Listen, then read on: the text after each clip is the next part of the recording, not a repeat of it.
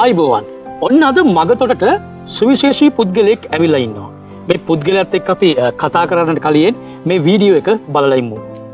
පසුගිය දවසේ මිනුවන්ගොඩ පරාක්‍රම ක්‍රීඩා පිටියේදී ඉන්න එකවර බ්ලොග් ගල් 57ක් ශරීරම තබාගෙන කුළු ගෙඩි පහරවල් එල්ල කරමින් තමයි එකවරම මේවා කඩා බිඳ දැම්මේ. ඉතින් මේ වික්‍රමය කරපු පුද්ගලයා තමයි නමින් මාස්ටර් දිනේෂ් ජයනාත. ඔහු ශ්‍රී ලංකා කරාතේ දෝ සම්මේලනයේ ජාතික කළුපටිධාරියෙක්, ඒ වගේම වෘත්තීය ඩිප්ලෝමාධාරියෙක්, ඒ වගේම ශ්‍රී ලංකා ගුවන් හමුදාව ත්‍රිවිධ හමුදාවේ කරාතේ ක්‍රීඩාව සඳහා වර්ණලාභියෙක් වෙනවා. මම මිනුවන්ගොඩ මාගේ පවුලේ අම්මා තාත්තා ඇතුළු සහෝදරයෝ දෙන්නෙක් සහ මාගේ බිරිඳද මාගේ අවුරුද්දක් ඇති මගේ පුංචි දරු පැටියද එක්ක මේ දවස්වල කාලය ගත කරමින් යනවා. ඉතින් මම ඉගෙනුම ලැබුණු නාලන්දා මධ්‍ය මහාවිද්‍යාලය 2005 අවුරුද්දේ මං ඉස්කෝලෙන් අවුට් වෙනවා. 2009 4/21 වෙනි දින මං ශ්‍රී ලංකා ගුවන් හමුදාවට මම බැඳෙනවා. ඒ බැඳලා සෑහෙන ලොකු අත්වලක් ලැබෙනවා ශ්‍රී ලංකා ගුවන් හමුදාවෙන් මට කරාතේ ක්‍රීඩාව සඳහා. කරාතේ ක්‍රීඩාව සඳහා. එතනින් කරාතේ පුහුණු සංචිතයට මම ඇතුළු වෙනවා මේ 4/21 කියන දවස. ඒ දවස මට කවදාකවත් අමතක වෙන්නේ නැහැ. ඒ අතීතයේ 2012 2013 ඒ අවුරුදු දෙකේම වර්ණලාභය කියන ශ්‍රී ලංකා ගුවන් හමුදාවට අමතරව ත්‍රිවිධ හමුදාවේම වර්ණලාභය බවට පත් වෙනවා. 2011 ඉන්දියාවේ පැවැත් වූ ඉන්ටර්නැෂනල් කරාටේ චැම්පියන්ෂිප් එකේ ප්‍රථම ස්ථානය ගන්න මම සමත් වෙනවා ශ්‍රී ලංකා ගුවන් හමුදාව එක්ක මාගේ ක්‍රීඩාව කරගෙන යන අතරතුර ඒකත් විශේෂී අවස්ථාවක් මේ කරාතේ ක්‍රීඩාවේදී. ඉතින් ඔන්න දැන් තමයි අපි ප්‍රධානම කතාවට එන්නේ. පසුගියදා අපි වීඩියෝ එක දැක්කා. ඔබ බ්ලොග් ගල් 57ක් ශරීරය එකවර තබලා කුළු ගෙඩි පහරවල් එල්ල කරලා තමයි ඒවා බිඳ දමන්නේ. යෝධයෙක් වගේ කොල්ලෙක් තමයි මාත් එක්ක එකතු වෙලා ඉන්නේ. ඉතින් අපි කතා කරමු. ඇත්තටම එදා මොකද්ද සිදු වුනේ? කියන්නේ ලක්මල් අයියේ මටත් අදහා ගන්න බැරි වෙච්ච දෙයක් ඒක. මං ගෙදර ඉන්න ගමන් මගේ ව්‍යාපාර කරන ගමන් කල්පනා කරනවා මොකද්ද අපිට මට කරන්න පුළුවන් මේ අවස්ථාව. මට නාලන්දා ෆුඩ් ෆෙස්ටිවල් එකේ නාලන්දා පාසලේ තිබුණු උත්සවයක අවස්ථාවකදී තමයි ඔබ මේකට සහභාගී වෙන්නේ. මට සහභාගී වෙන්න මට ආරාධනාවක් ලැබුණා. මේ දිනේෂ් මට අපිට වාගේ ෂෝ එකක් අපිට මේ නාලන්දා වෙනුවෙන් ඔයාලට කරන්න පුළුවන්ද කියලා මේක මට ඇත්තටම මං එකපාරම මං කරනවා ඒ වැඩේ. නාලන්දා වෙනුවෙන් අපිට කරන්න දෙයක් නමුත් කරනවා කිව්වට මොකද්ද කරන්න කියලා ඒ වෙලේ තීරණයක් තිබෙන්නේ නැහැ. මොකද්ද කරන්න කියලා තීරණයක් තිබ්බේ නැහැ.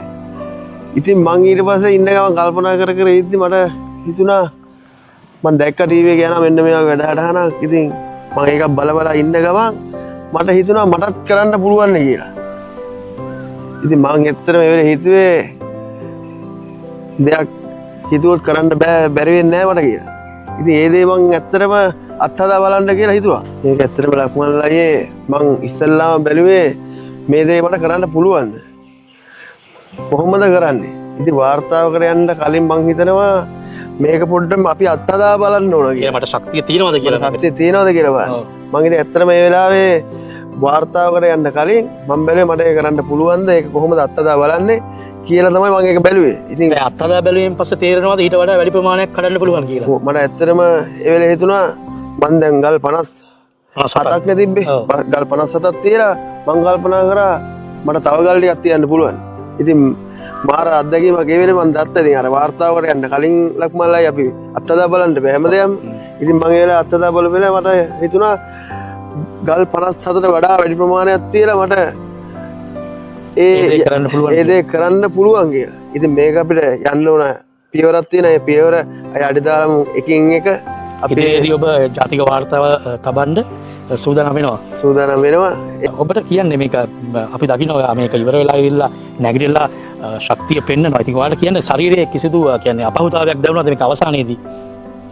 මට ඇත්තටම අර කට්ටියත් එක්ක යාළුවෝ ඉස්කෝලේ නාලන්දාවේ අපේ යාළුවෝ බලන් ඉන්නවා. ඉතින් මට ඒ ගැම්මම ඇති කිසිම අපහසුතාවයක් දැනුන්නේ නැහැ. ශක්තිය තමයි ඒකට ආවේ නේද? ඇත්තටම ලොකු දෙයක් කියන්න ඕන වෙලක් මල්ලේ මගේ මේ කරාට ජීවිතේ අපේ අම්මයි තාත්තයි මගේ දේවල් දැකලම නැහැ.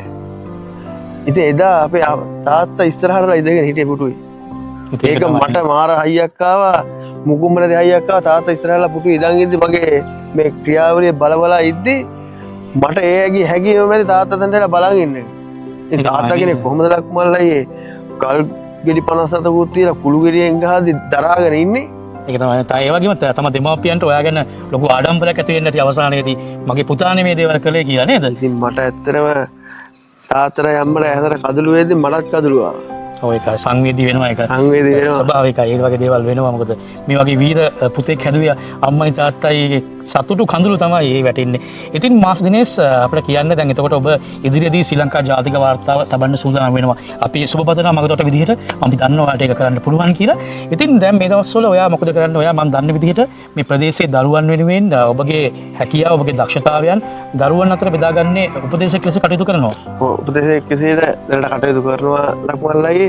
ඉතින් මම දැනට මේ මගේ ව්‍යාපාරයක් කරගෙන යන ගමන් මාගේ තියෙන දැනුම තවත් කෙනෙක්ට දෙීම තමයි මගේ බලාපොරොත්තුව. ඉතින් මම දැනට වේරගොඩ මුල්ල ඉස්කෝලේ පුහුණුකරුවෙක් ලෙස ක්‍රියා කරනවා. තව කටුවෙල්ලගම මාගේ තව සෙන්සර් කෙනෙක් ඉන්නවා ජානු සෙන්සේ. ඉතින් ජානු සෙන්සේ මායි තමයි මේ යමන ඇත්තට වැදගෙන යන්නේ.